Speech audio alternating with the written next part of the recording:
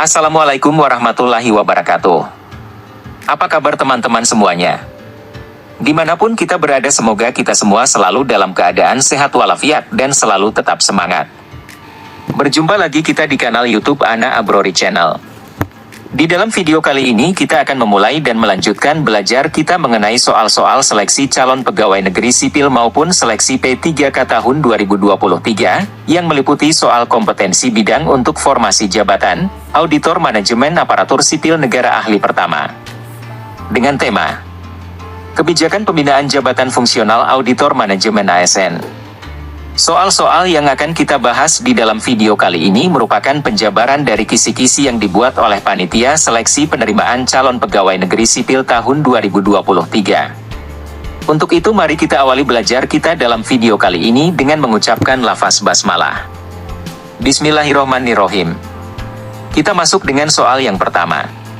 Soal 1. Di antara berikut ini, yang bukan merupakan tujuan dari kebijakan pembinaan jabatan fungsional auditor manajemen ASN adalah: A. Meningkatkan kualitas pengelolaan keuangan dan aset negara. B. Meningkatkan efektivitas dan efisiensi penggunaan anggaran. C. Meningkatkan profesionalitas dan kompetensi auditor manajemen ASN. D. Meningkatkan penggunaan sumber daya manusia di sektor publik. Pembahasan. Tujuan dari kebijakan pembinaan jabatan fungsional auditor manajemen ASN adalah meningkatkan kualitas pengelolaan keuangan dan aset negara, meningkatkan efektivitas dan efisiensi penggunaan anggaran, serta meningkatkan profesionalitas dan kompetensi auditor manajemen ASN. Oleh karena itu, jawaban yang tepat adalah D. Meningkatkan penggunaan sumber daya manusia di sektor publik. Soal 2. Manfaat dari kebijakan pembinaan jabatan fungsional auditor manajemen ASN bagi instansi pemerintah adalah: A. Meningkatkan transparansi dan akuntabilitas pengelolaan keuangan. B. Meningkatkan kemandirian dan otonomi instansi dalam mengelola anggaran. C. Meningkatkan penggunaan anggaran untuk kepentingan pribadi. D. Meningkatkan birokratisasi dalam proses pengelolaan keuangan. Pembahasan. Manfaat dari kebijakan pembinaan jabatan fungsional auditor manajemen ASN adalah meningkatkan transparansi dan akuntabilitas pengelolaan keuangan, bukan meningkatkan kemandirian dan otonomi instansi dalam mengelola anggaran. Selain itu, kebijakan ini juga bertujuan untuk mencegah penggunaan anggaran untuk kepentingan pribadi dan mengurangi birokratisasi dalam proses pengelolaan keuangan. Oleh karena itu, jawaban yang tepat adalah A. Meningkatkan transparansi dan akuntabilitas pengelolaan keuangan. Soal 3. Dalam upaya pembinaan jabatan fungsional auditor manajemen ASN, terdapat beberapa metode pengembangan kompetensi yang dapat dilakukan, kecuali: A. Pelatihan dan workshop. D. Magang di perusahaan swasta. C. Program pengayaan pendidikan formal. D. Mentoring dan coaching. Pembahasan.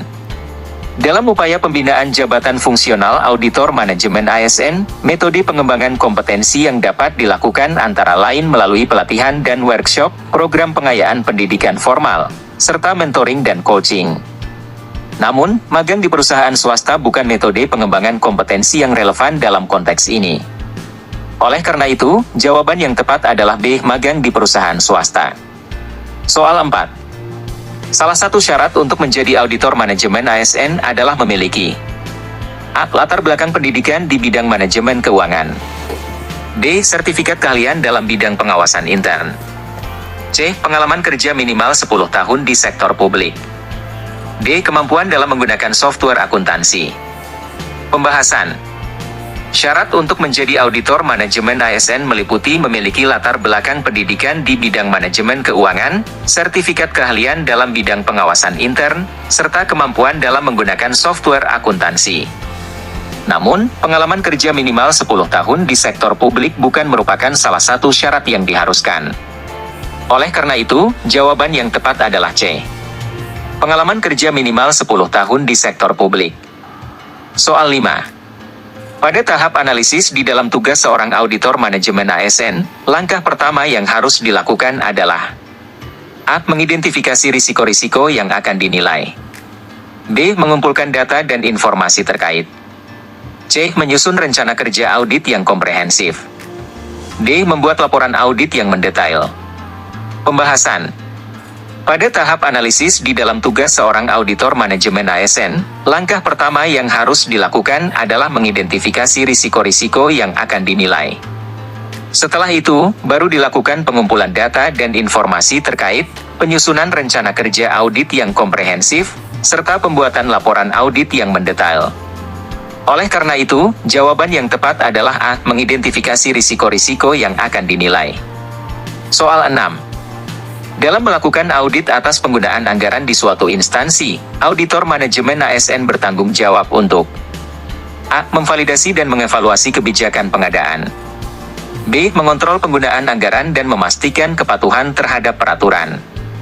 C. Menentukan jumlah anggaran yang dialokasikan untuk setiap kegiatan. D. Melaksanakan perubahan kebijakan anggaran yang diperlukan. Pembahasan. Dalam melakukan audit atas penggunaan anggaran di suatu instansi, auditor manajemen ASN bertanggung jawab untuk mengontrol penggunaan anggaran dan memastikan kepatuhan terhadap peraturan. Tugas ini meliputi validasi dan evaluasi kebijakan pengadaan, pencapaian tujuan penggunaan anggaran, serta pelaksanaan pengelolaan keuangan yang efektif dan efisien. Oleh karena itu, jawaban yang tepat adalah B. Mengontrol penggunaan anggaran dan memastikan kepatuhan terhadap peraturan. Soal 7. Auditor manajemen ASN dapat memberikan rekomendasi kepada instansi terkait berdasarkan hasil audit yang dilakukan. Rekomendasi ini bertujuan untuk A. Menghindari perubahan kebijakan pengelolaan anggaran. B. Memberikan penghargaan kepada pihak yang berkontribusi dalam penghematan anggaran. C. Memperbaiki kelemahan-kelemahan dalam sistem pengelolaan anggaran. D. Mendorong peningkatan birokratisasi dalam proses pengelolaan keuangan. Pembahasan. Rekomendasi yang diberikan oleh auditor manajemen ASN bertujuan untuk memperbaiki kelemahan-kelemahan dalam sistem pengelolaan anggaran, bukan menghindari perubahan kebijakan pengelolaan anggaran atau memberikan penghargaan kepada pihak yang berkontribusi dalam penghematan anggaran. Selain itu, rekomendasi juga tidak bertujuan untuk mendorong peningkatan birokratisasi dalam proses pengelolaan keuangan.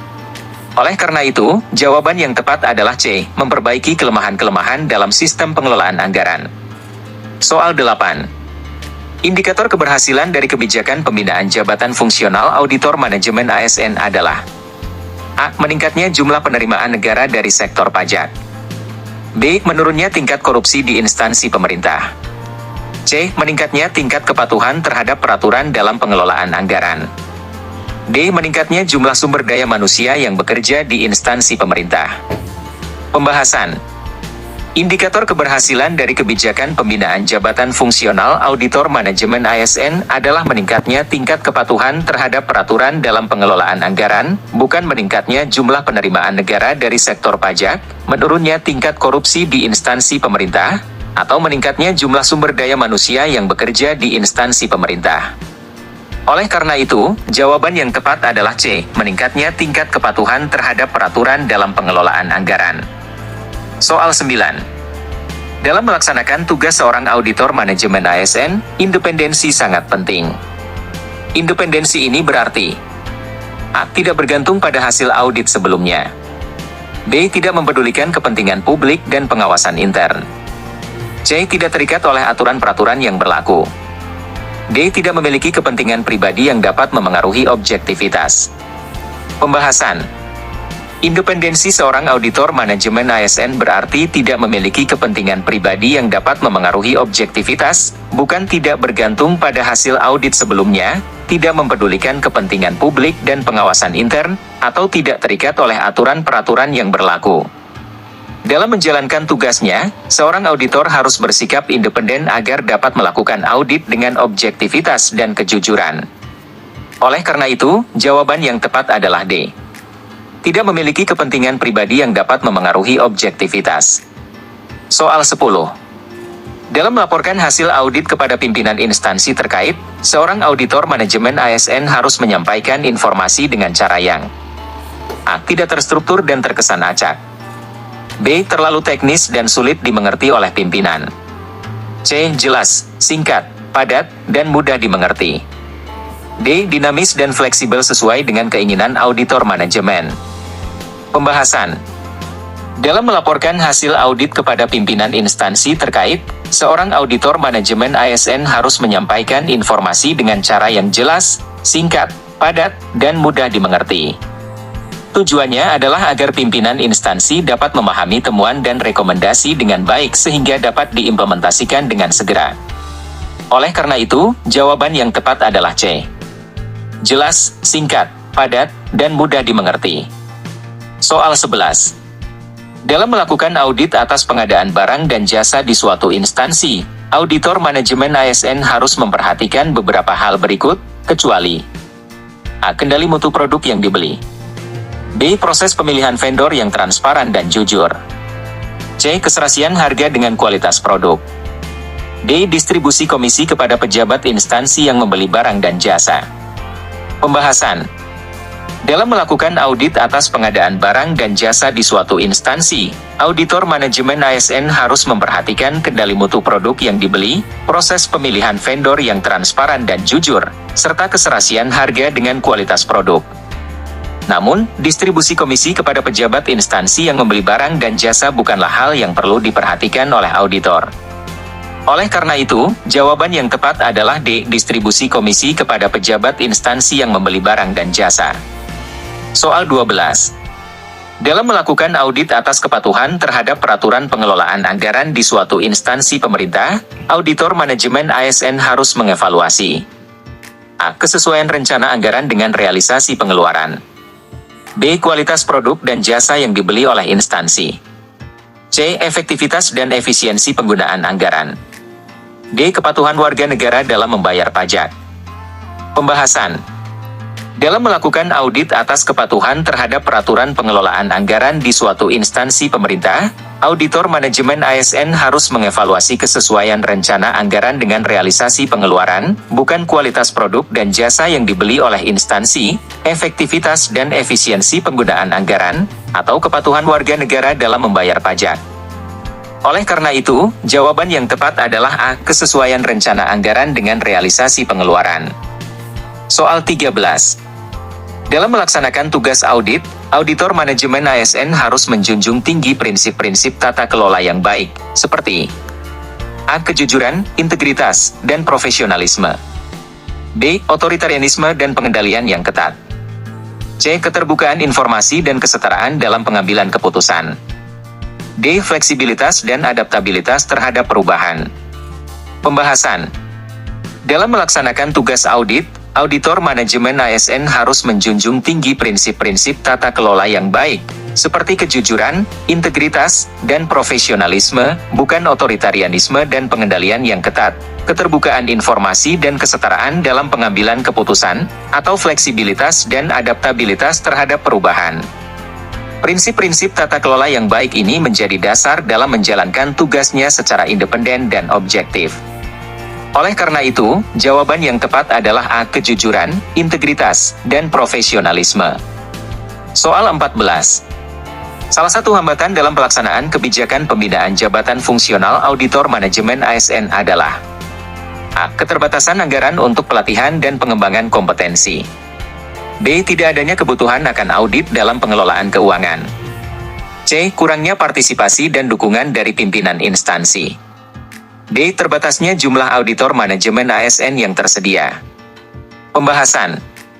Dalam pelaksanaan kebijakan pembinaan jabatan fungsional auditor manajemen ASN, beberapa hambatan yang dapat muncul antara lain keterbatasan anggaran untuk pelatihan dan pengembangan kompetensi, terbatasnya jumlah auditor manajemen ASN yang tersedia, dan kurangnya partisipasi dan dukungan dari pimpinan instansi.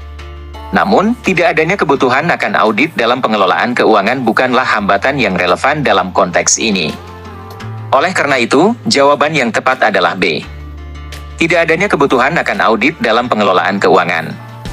Soal 15. Pada tahap pelaksanaan audit, auditor manajemen ASN harus memastikan bahwa A. Hak-hak pegawai di instansi yang diaudit diabaikan. B. Penggunaan anggaran dilakukan sesuai dengan kepentingan pribadi. C. Tidak adanya konflik kepentingan dalam proses audit. D. Program audit hanya diverifikasi oleh satu auditor saja. Pembahasan. Pada tahap pelaksanaan audit, Auditor manajemen ASN harus memastikan bahwa tidak adanya konflik kepentingan dalam proses audit. Bukan hak-hak pegawai di instansi yang diaudit diabaikan, penggunaan anggaran dilakukan sesuai dengan kepentingan pribadi, atau program audit hanya diverifikasi oleh satu auditor saja. Konflik kepentingan dapat mengancam objektivitas dan integritas auditor, sehingga perlu dihindari agar hasil audit dapat diandalkan. Oleh karena itu, jawaban yang tepat adalah C. Tidak adanya konflik kepentingan dalam proses audit. Oke, baiklah teman-teman semuanya. Sampai di sini belajar kita di dalam video kali ini, kita akan melanjutkan belajar kita di dalam video-video selanjutnya.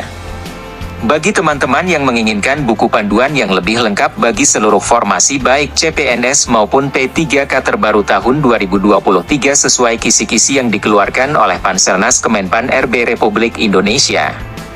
Karena buku ini hanya terbatas dan tidak dijual bebas, maka bagi teman-teman yang berminat dapat membuka link deskripsi dalam video ini.